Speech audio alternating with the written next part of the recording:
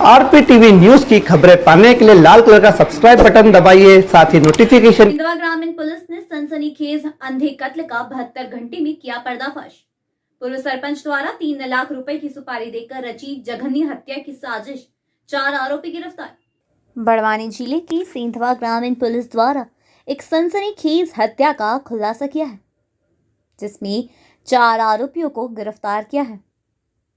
आज प्राप्त हुई जानकारी अनुसार फरियादी द्वारा थाना सिंधवा ग्रामीण पर रिपोर्ट किया यह मानी में आई बहन, बेटी, भाई, पति रंजित किसी अज्ञात बदमाश द्वारा हत्या कर दी, जिसके बाद पुलिस को मुखबिर की सूचना पर जानकारी हत्या के 4 संदेही ग्राम बड़गांव के कुमार सरपंच के घर पर देखे गए हैं।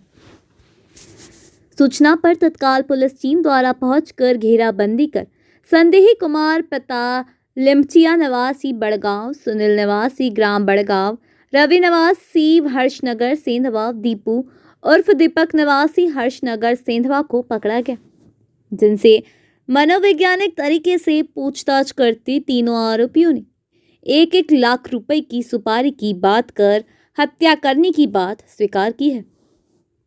चारों आरोपियों को गिरफ्तार कर न्यायालय में पेश किया गया है। कार्यवाही में थाना प्रभारी सेंधवा ग्रामीण अनूप सिंह सिंधिया, साइबर टीम बड़वानी सहित पुलिस स्टाफ का सराहनीय योगदान रहा। पुलिस अधीक्षक द्वारा पुलिस की टीम को पुरस्कृत करने की घोषणा की गई है।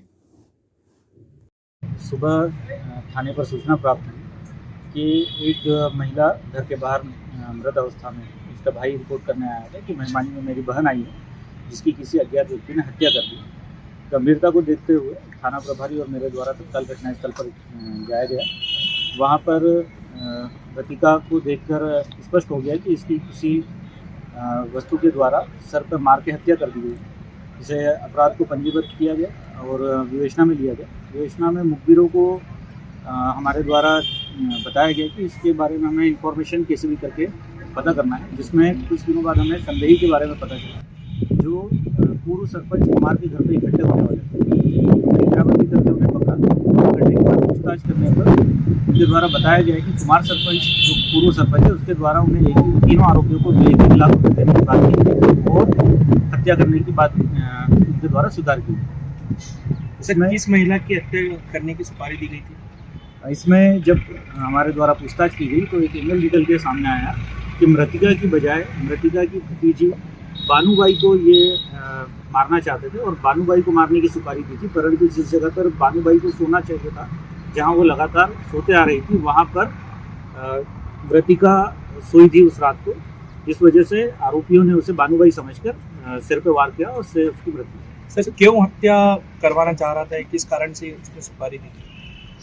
देखिए, मृतिका की जो भतीजी है बानूबाई और पूर्व सरपंच कुमार जो है उसकी बेटी, ये दोनों 2 साल पूर्व सहेलियाँ थी और 2 साल पूर्व सरपंच की जो बेटी थी उसने आग लगाकर आत्महत्या कर ली थी, जिसका शक कि मेरी बेटी को परेशान करना और पूजा पाठ करके पागल करने का पूरा दोष वो बानूबाई पर देता था।